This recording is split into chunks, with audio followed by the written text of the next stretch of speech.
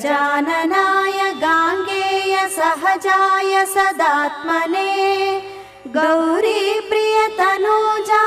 गणेशायास्तु मङ्गलम् नागयज्ञोपवीताय नतविघ्नविनाशिने नन्द्यादिगणनाथाय नायकायास्तु मङ्गलम् इभवक्त्राय चेन्द्राय वन्दिताय चिदात्मने ईशानप्रेमपात्राय ज्येष्ठदायास्तु मङ्गलम्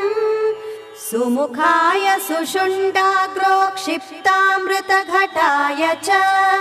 सुरवृन्दनिषेव्याय सुखदायास्तु मङ्गलम् चतुर्भुजाय चन्द्रार्थविलसन्मस्तकाय च चरणावसतानस्त